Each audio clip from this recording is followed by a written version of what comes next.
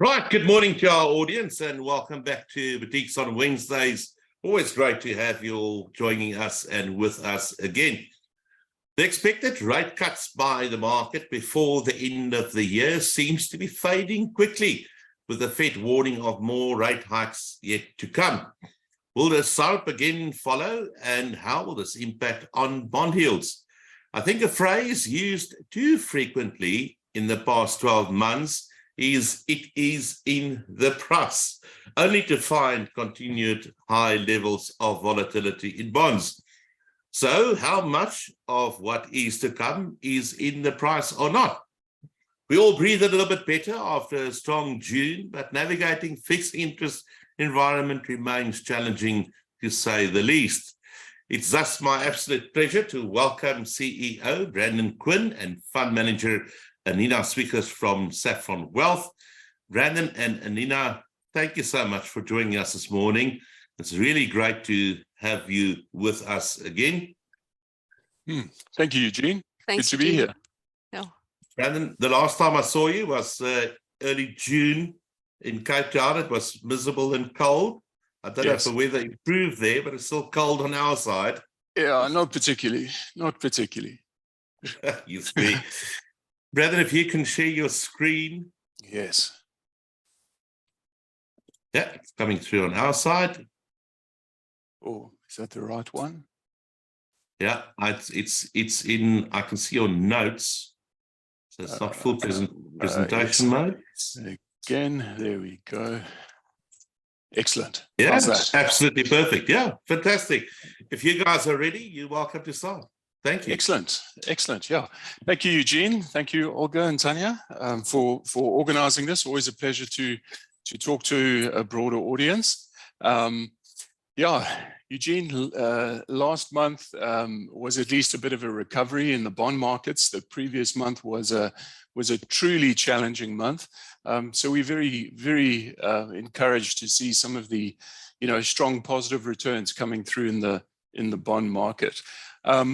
I'm going to just run through the structure of my presentation. Is going to be a brief overview of some of the performance that we've delivered for our investors, and then scan across to some of our market views and some of the signals we're seeing in the bond and the global fixed income market.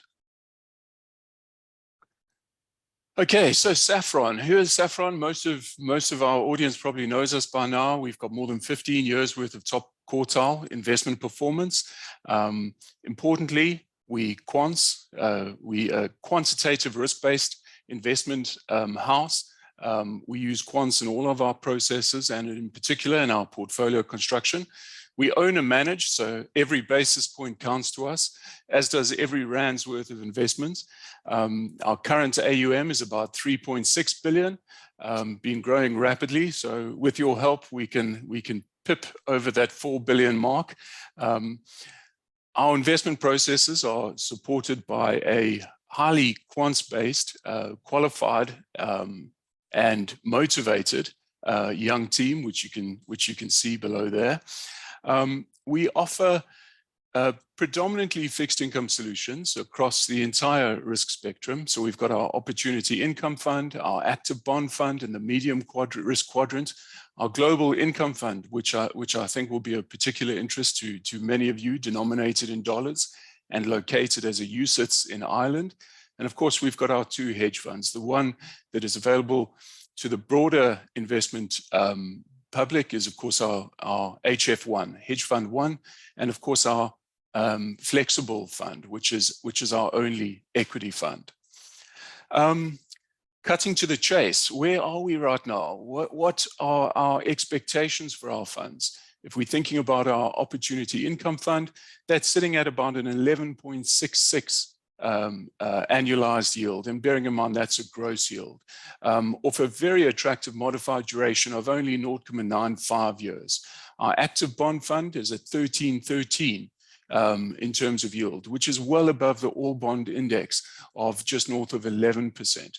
And that, of course, is at a duration of 4.74 years, which is below the circa 5-year duration of the all bond index.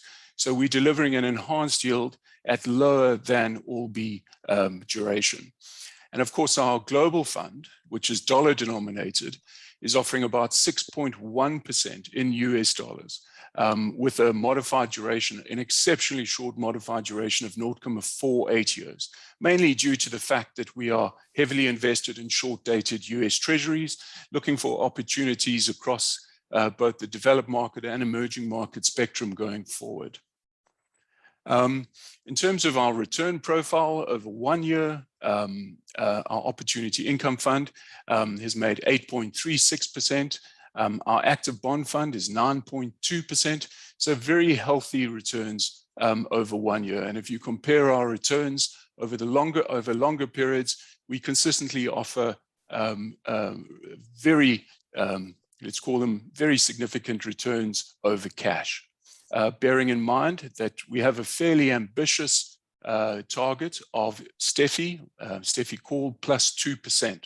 So we believe that it's an ambitious target, but achievable over the medium term. Just running briefly through some of the charts, our performance charts, you can see our bond fund in black and our Opportunity Income Fund in red in the income space performs well above average performance in the ASISA multi-asset income category. And of course, bearing in mind that our funds have been around for more than a decade, you can see that our performance is not cyclical. It's through the cycles, and that's something to bear in mind. What we don't include here is performance, risk-adjusted performance, volatility-adjusted performance, and our funds tend to outperform both on an absolute level as well as on a risk-adjusted level. In bond space, you can see that our active bond fund is one of the top performing bond funds in the country, holding the first position over 5 years, 3 years, over 1 year, we right up there, and over 10 years, one of the best performing bond funds in the country. So I think our fixed income track record speaks for itself. How do we do this? We do this through a combination of credit, high quality credit, as well as active positioning in the duration space. What this chart indicates to you is the active bond modified duration, which is the black line. Opportunity income is the red line, and the blue line is the R209, which is just a 6-year, call it 10-year government bond.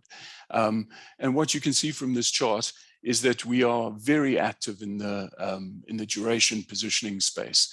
We actively rotate the fund's duration into weakness and take profit into strength.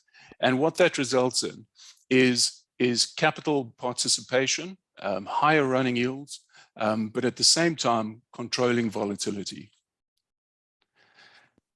Where can you buy our funds? Opportunity Income is available on most lists, and our active bond funds distribution is rapidly increasing. So whoever wants to pull us through the door on some of those other lists, you're most welcome to, but our availability is ever expanding. Okay, now to the infomercial is finished, and we can talk about our market views. So as Eugene mentioned earlier, we've been through quite a significant rate hiking cycle. But what we tend to forget is that it's not about absolute levels, it's about relative levels. It's about how our domestic SARB has increased rates relative to our peer group and relative to the sources of capital across the globe, including the US, including the EU, including the UK. South Africa has in fact raised rates. And of course, we can feel the pain in bond rates. We can feel the pain in credit card debt. We can feel the pain across all of those funding mechanisms in the South African economy. But that said, in many respects, we haven't raised rates enough relative to our peer group. If we look at Brazil as an example, Brazil has raised rates significantly more than South Africa, as have Mexico and many other emerging market countries. If we look at the African continent as a whole, South Africa hasn't raised rates anywhere near some of the other African sovereigns. And granted, we're a lower risk more developed industrialized economy. But nonetheless, from a carry point of view, a pure carry point of view, which is where the hot money out of developed market comes from, our rates are less attractive. And this has been on the back of our lackluster growth. So the South African economy has not delivered the kind of growth that one would expect from an emerging market. And this, to a large extent, has constrained the SARB's ability or flexibility or headroom to raise rates much more than what they've done to date. There you can see the South African growth rate well below the likes of Brazil. And yes, these are at relatively low levels. We're talking about 0% and 4%. So in absolute terms, they don't appear that different. But I think South Africa would be well pleased to be achieving a 4% growth rate at this point in time. What has this really been to do with? Yes, we've got structural problems in the form of electricity constraints, regulatory constraints, particularly in the mining sector. But really, it's more of a global phenomenon that is compounded by our inability or lack of flexibility as an economy. And what really drives our economy ever more so as our as quasi deindustrialization takes place in South Africa are commodity prices. And you can see there that the rand, and we bring this slide up very often, is that the rand as a measure of our sovereign is increasingly dependent on the extraction of raw materials, on global commodity prices. So our growth really has followed the commodity cycle. On the upside, if the commodity cycle improves, we're likely to improve with it, despite many of our structural issues. If we think about policy rates, this is quite an interesting slide, and we hope that it's visible on your side.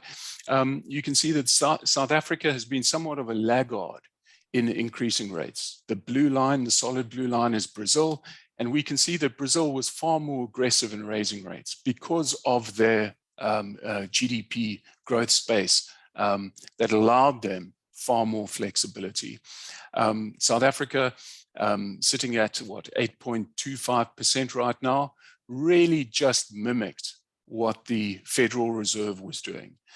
Yes, we perhaps started a little bit earlier because of our currency volatility, but really we haven't offered anything in terms of a surplus spread to potential offshore investors. What you can also see there is the decline in inflation, which are the dotted lines. And you can see that the Brazilian inflation is coming back rather rapidly, whereas the South African inflation does tend to be a little bit more sticky. And this, of course, is because of our weaker currency. The translation effect into our economy prevents our inflation from coming back perhaps as quickly as some of our peer groups, such as Brazil. In addition, because of those higher rates, it creates space for cutting far quicker. And to a large extent, we have less headroom to cut rates, much like we had less headroom to increase policy rates. Our real policy rates, and this is really the more important number, our real policy rates are actually too low. If you have a look at SA real policy rates, our policy rate is comparable to that of a developed market, using the US as the proxy.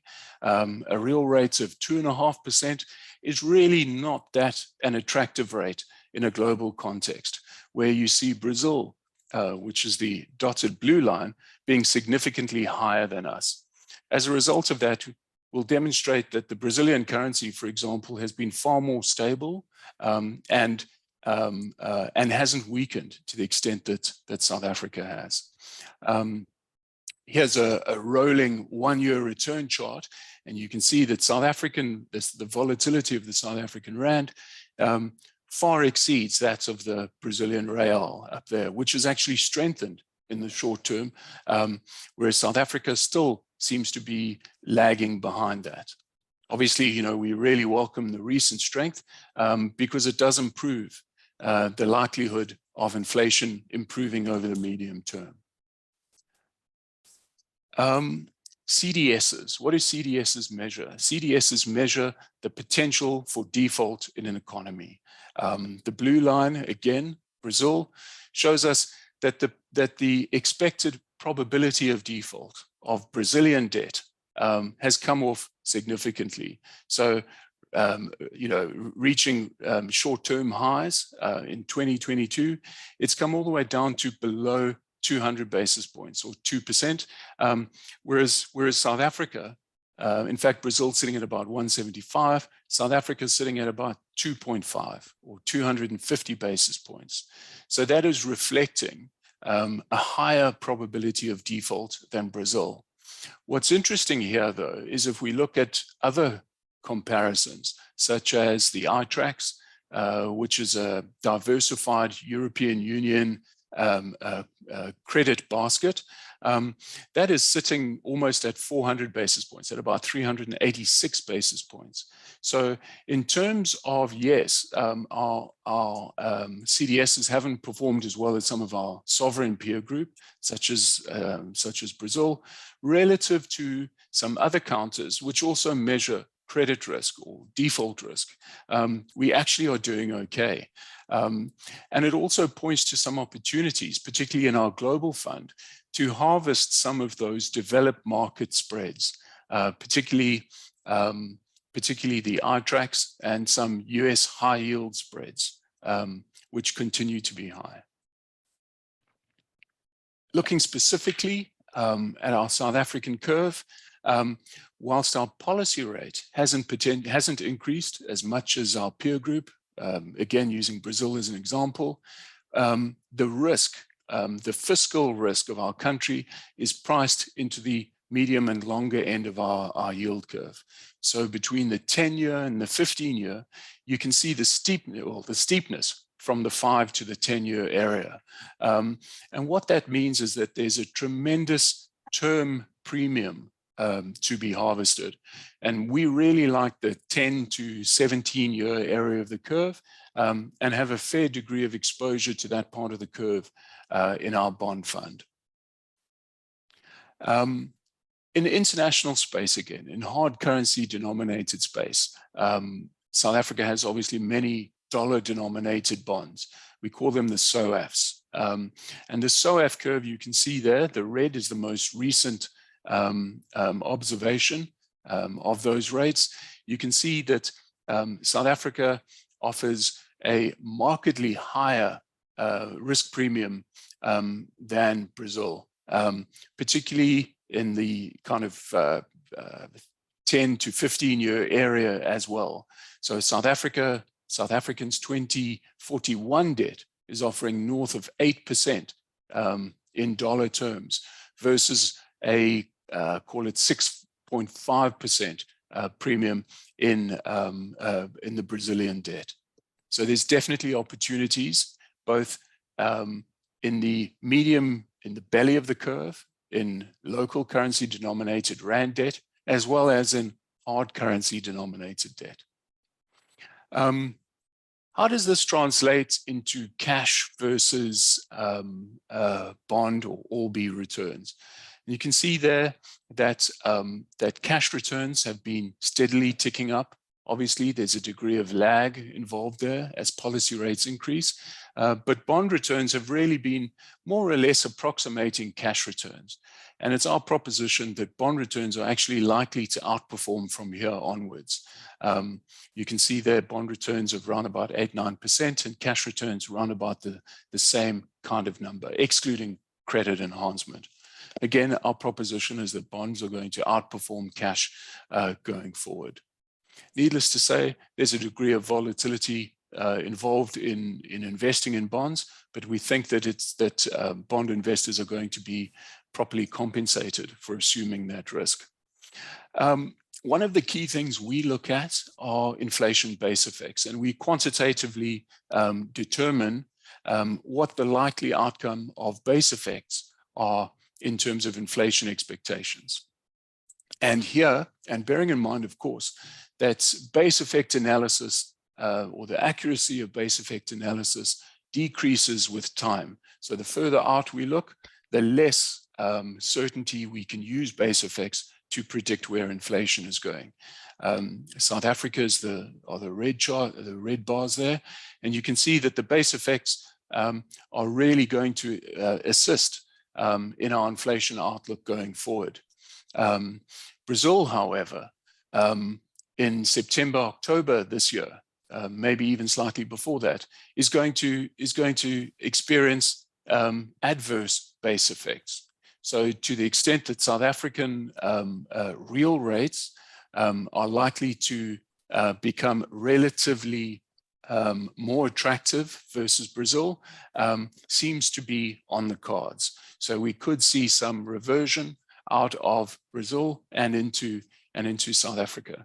And bearing in mind, the rotation amongst emerging markets is an important contributor to both currency and rate strength in both economies.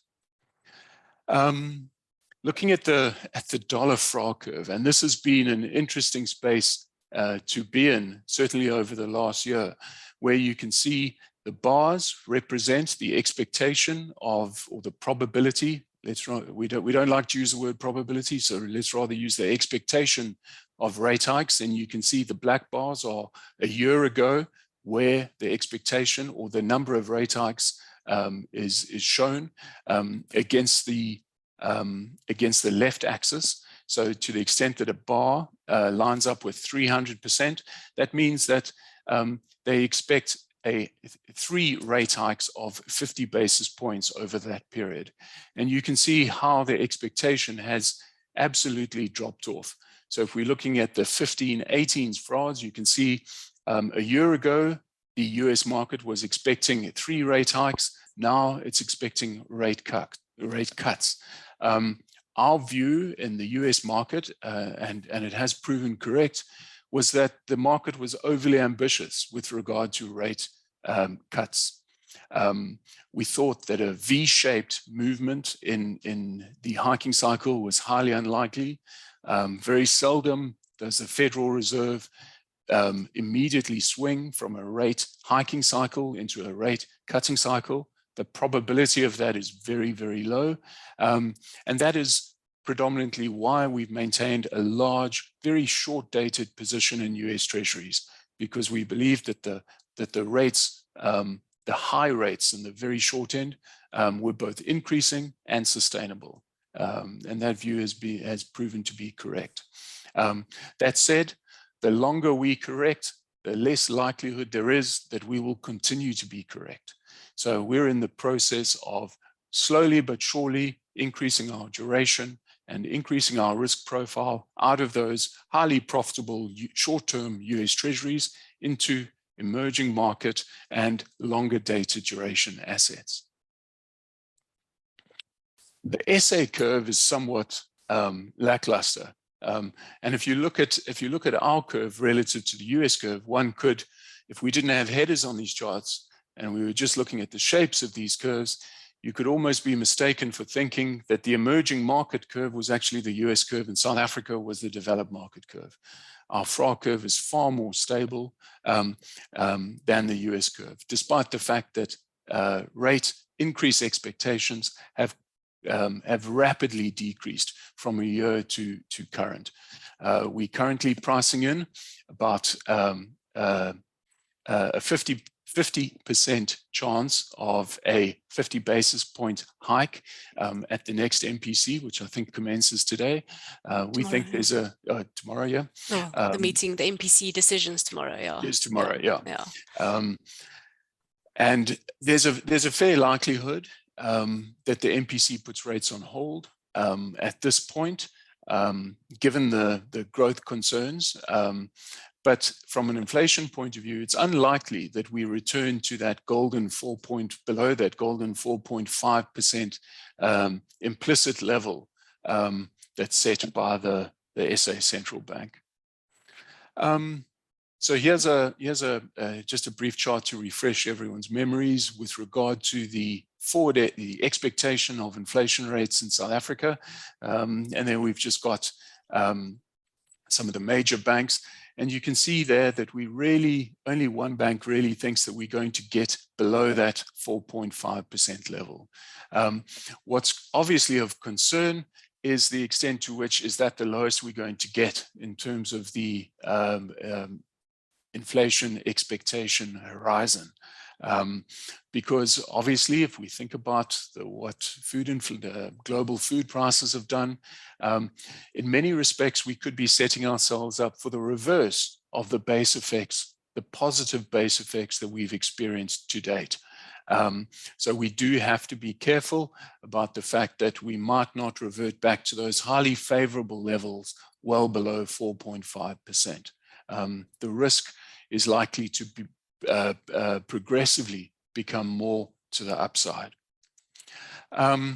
So a market summary, US short-term rates, we expect to stay at these higher levels for longer, but not as long as we previously thought. SA inflation expectations, BER says is going to come around at about 5.4% for 2023, driven mainly by the base effects, lower oil and global food inflation. Again, just to reiterate, the SARB's implicit target is 4.5%. And in many respects, we think that the SA FRA curve is too optimistic with regard to rate cuts, despite the fact that our savings rates are deteriorating rather rapidly. We've got slower credit growth, but the danger of premature rate cutting is, of course, a lack of competitive rate edge in the carry market versus our peer group, which could result in more currency volatility. So how are we positioned? Our strategic positioning, and bearing in mind we separate out our risk-taking between strategic positioning and tactical positioning. Our strategic positioning is still in north of 50% in floating rate notes to harvest those higher policy rates, bearing in mind there is somewhat of a lag between the translation of higher policy rates into our asset returns, whilst tactically looking for opportunities, like I mentioned earlier, in the 5, 10, 15-year space, term structure premium, trying to harvest that term structure premium further down in the yield curve. And that's our story. Brandon, thank you so much for that. It's been very exciting, insightful indeed. Maybe just quickly, if we can use an example, a recent example. I mean, May it's been a terrible month for most asset classes, including bonds. What do you do in months like that, and how do you position opportunity income? I mean, do you buy a little bit back in times of weakness, or is it too early, too premature to buy back hard and fast? There's nothing like buying and selling duration in absolute terms to dampen the volatility of the fund. You know, we are very active in the duration space. So at times, our returns may lag slightly as we are shorter bonds than our peer group.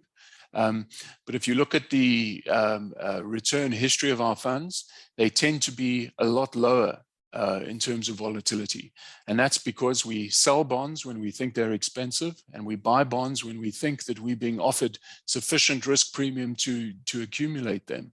So we look for weakness in the market to accumulate bonds, but we're not afraid to take risk off rather than necessarily following the momentum or the herd of the market. Yeah, maybe if we can move away from fixed income briefly, and maybe touch on things like ZAR and commodities. I mean, the beginning of the year, end of last year, everybody had lots of hopes on China unlocking and how that can potentially benefit emerging markets and emerging market currencies, and it proved to be more sluggish than one would have hoped for. What is your views on the commodity cycle? You know, and trying to understand that, you know, how will it impact on the ZAR? Yes, well, the commodity cycle is the primary driver of capital flows in South Africa, undoubtedly. Our view was somewhat concerning about 6 months ago.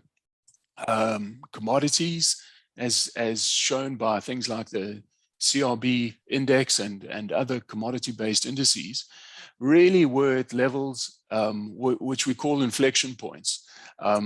They really needed to recover properly, although they have moved somewhat sideways. They needed to recover, or they needed to lose another 15–20%. It was really at an inflection point such as that.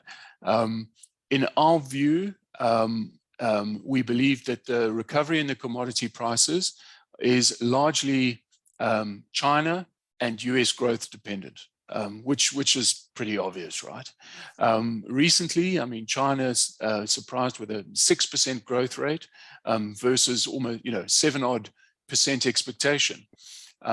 So whilst it shook the market somewhat because it came in below expectations, 6% is really not that dramatic number. Furthermore, we see main concerns coming out of still the Chinese property market and Chinese construction. So we don't think Chinese construction is going to save the day. If anything, US construction might actually be the driver of that. But we do think that broader disappointment in Chinese growth is going to result in a higher degree of People's Bank of China stimulation into the market, which they typically do through bank reserve requirements. And we do see commodities, given the data as we see it right now, as basing at these levels, which is at least supportive and less negative than literally it declining by another 15%. And what it does do is provide the backdrop for greater rand stability and, of course, greater emerging market risk appetite. Yeah, that does make a lot of sense. I just want to go back to the global fixed income side. And I mean, you've got the Saffron BCI Global Enhanced Income Feeder Fund. The feeder fund is quite new. But I mean, you've been running global credit strategies for some time. You've looked at, and I mean, you spoke of, very attractive yields in some of the emerging markets. But I mean, for those kind of clients that are thinking of an alternative, more stable source of returns globally, I think it could be a fund that can add a lot of value. But I think unlike a lot of global fixed income funds, you don't only look at US tips, for argument's sake, or Yes. US credit. You look at a lot of other components or drivers of returns in that fund. Can you maybe just talk us through that fund very quickly in terms of what you're looking at the moment and what those yields are like? Sure. Well, the yield on our Global Enhanced Income Fund is sitting at about 6.1%. We think that there's scope to increase that by at least another % as opportunities present. We're not rushing into allocating that just at this point in time. The fund is allowed to invest a maximum of 50% in emerging markets. 50% therefore is purely in developed markets. We look at US treasuries, we look at sovereign debt, with a bias obviously towards risk-adjusted accumulation of assets. So we really, it's not our appetite for emerging market debt is very conservative. The kind of emerging markets that we would look at are much the same as what I've discussed here. South African emerging market debt, or dollar-denominated debt, Brazilian debt, European Union corporate credit. Those are the kind of areas that we tend to accumulate assets in. So I would say that whilst it has a very broad investment universe, which we're very happy with, because our speciality really is in allocating between those broader risk buckets, At the same time, it is run on a very conservative basis, and I think that would, it's indicative that at this point in time we're north of 60% just in US Treasuries. So we're not going to chase yield at the expense of risk, and I think that's going to make that fund an incredibly attractive destination for increasing the certainty of returns as opposed to in equities. So a great place to park cash, to rotate out of equities into a more certain return profile. But at the same time, given where we are, like I was talking about in the commodity cycle, given where we are in terms of emerging market spreads, it gives the opportunity to also make a moderate, obviously not comparable to equity capital gains, but certainly to have a capital gain backdrop of 0.5%, 1% in dollar terms, as some of those emerging market asset prices normalize, and as the commodity cycle comes up behind it and supports those emerging market risk spreads. Yeah, on the point of capital gains or possible capital gains that you can make of these instruments, I mean, the yields relative to the SA income fund is a lot lower globally, but do you think that some of the holdings that you've got on the global fund it's got more room for quicker capital gains relative to SA fixed income? Well, if I think of some of the yield enhancing assets that we have in the global fund, those include the likes of Barclays additional tier 1 debt, Investec PLC additional tier 1 debt, and those are trading at tremendous discounts to par right now. I wouldn't want to make a promise as to the recovery of those assets, but the pull to par is potentially in order of magnitude north of 10% in dollar terms. So there's a tremendous degree of optionality almost in the recovery of those assets. So whilst we're happy to retain the positions and pick up a surplus spread, surplus credit spread on those assets, we wouldn't be displeased with a reduction in that surplus spread through translation into capital gains. So yeah, we're happy with our positioning, very happy with our positioning in that space. Sounds very attractive indeed, and I mean, especially for those that might be considering de-risking some of their global assets as well, but doesn't necessarily want to come back into a ZAR space. A question from the audience, and it speaks to your views on inflation linkers. What level of risk premium would you require for ordinary fixed interest bonds over inflation-linked bonds? We tend not to trade inflation linkers. Simple reason is inflation linkers are far less liquid. If you look at the modified duration profile of the funds that I showed earlier in the charts, you can see that our level of activity requires a high degree of liquidity. Inflation linkers don't offer us the kind of liquidity that we need for our active positioning. Our analysis as well has shown that the surplus return between nominal bonds and inflation linkers is best expressed in nominal bond space. So yeah, the short answer is we don't trade inflation linkers. Okay, thank you for that. Another question from the audience, and it reads, SA banks and consumer credit defaults are on the rise and becoming more widespread. Surely the MPC needs to be more aware of protecting consumers than chasing US rates or rises in US rates to protect the ZAR. Your views on that?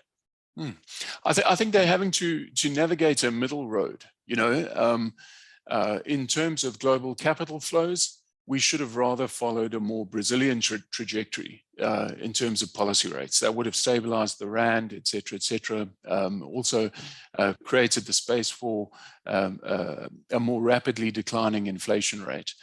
One can't ignore, though, the declining health of SA consumers. And it's not just SA. If we have a look at US consumers, delinquent loans across the US banking sector have increased by 20%, kind of year on year. So South Africa is not alone with regard to greater consumer distress, greater delinquency in loan books. How we positioned right now is, whilst we have bank debt, and we do like SA banks from a governance and capital structure point of view relative to the likes of municipalities, parastatals, etc. At the same time, though, the SA consumer, with that deteriorating SA consumer outlook, has informed us as to, we don't have any mortgage-backed securities, asset-backed securities of any kind in our funds, purely because of that. We believe that there's more bad news to come insofar as that's concerned, but at least the banks have the ability to throttle back on credit criteria, and of course, a case in point for us would have been Capitec bank debt. We haven't held Capitec bank debt for north of 2 years, simply because our view on deteriorating credit metrics, consumer credit metrics, we didn't believe is reflective in some of the spreads of that entity. But talking specifically to the question about the SARB's ability to hike rates, I think we're probably 50 basis points or so off the top of the cycle. I don't think that I think the SARB is likely to be a price taker from the US, as it was on the way up, due to a lack of headroom. So the headroom for South Africa is created by global rates, not by domestic economic performance. So I think the SARB is going to be less discretionary in its approach, and rather follow global rates much as it did on the way up. Yeah, and I mean, you mentioned, although the Fed paused now, there's still a likelihood of more rate hikes to come for the rest of the year, and then, like you said, SARB being price takers, likely to follow that path as well. You showed your duration relative to, if you look at your flexible bond fund and the opportunity income fund. Opportunity income fund, obviously a lot less duration, given the kind of mandate to protect against volatility in the short term, but still giving us kind of returns of cash plus 2. But let's talk about your holdings in your flexible fund, which is in the SA multi-asset flexible category. Your bond exposure there, roughly, I think about 47-48%, give and take. The exposure that you hold in that fund, being a longer dated or longer time horizon fund, would that then be a lot higher in duration, almost like your flexible bond fund? It is less driven by a duration view, but more a relative view against equities. So those bonds are held, if we can harvest 12.5% with a high degree of certainty and less volatility than our expectations of equity returns, perhaps if we're lucky of 10%, informed us as to our bond positioning there. The other thing, of course, is that we are about, if I recall correctly, about 60% exposed to an equity indexation. So that's how we express our equity view to a large extent. But at the same time, about 3 weeks ago, we've started accumulating small positions in some of the platinum stocks on the back of some views on Chinese auto manufacturing. which we think is going to play out. We think some of the platinum and resource counters are starting to offer value. And of course, that plugs in to the basing on the commodity cycle.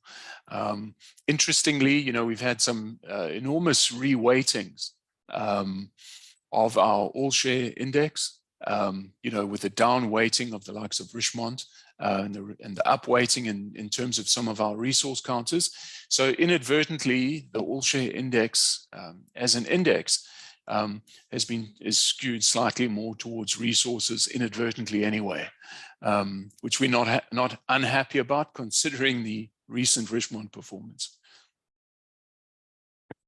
In the short to medium term, if I look at your holdings that you just spoke to in the flexible fund, and maybe an unfair question, but do you then think that SA equity are going to outperform SA bonds if you hold more?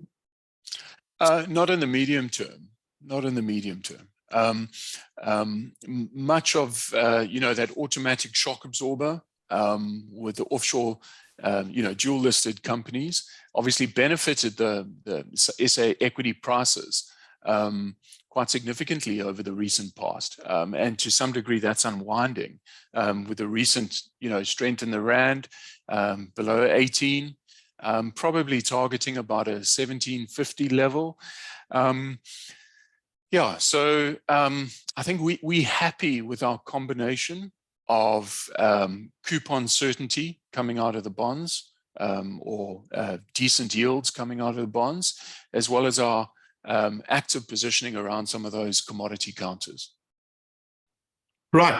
Brandon, thank you so much for that. Just one last question maybe from the audience on the flexible fund. You don't have any global exposure in that fund. Is that a restriction you've got yourself on the fund? Yes. You'll never hold global in the flexible fund, We won't right? hold global. It's SA risk, correct. Yeah. Absolutely. So if you're investing in that risk, you're not using your offshore exposure. Yeah, no, fantastic. Yeah. Brandon, thank you so much. I mean, it's been very insightful indeed, going through all your mandates and your positioning of that. I think that helped us a hell of a lot to understand a lot better what you do in your portfolios and your funds. Always looking for the better opportunities, but keeping an eye on risk at all times. And I think it's very important. Just a quick reminder to our audience out there, next week, Wednesday, 26 July, we've got a huge panel discussion for you with Fairtree, Central, Granite, and Vigio. So proved to be very good, speaking to multi-asset funds and their views on asset allocation and positioning. To Brandon and Nina, thank you so much for joining us this morning. It's been really great to have you with us, and we look forward in having more discussions with you in the very near future. To our audience, as they've shown, the funds are available on most of the big platforms. If you can't find them in a specific fund on any particular platform, like the flexible fund, let us know, and we can try to get the funds on there for you as well. Thank you so much, and we'll see you next week, Wednesday. Brandon and Nina, thank you. Thank you so much. Thanks, everybody. Bye. Cheers. Bye.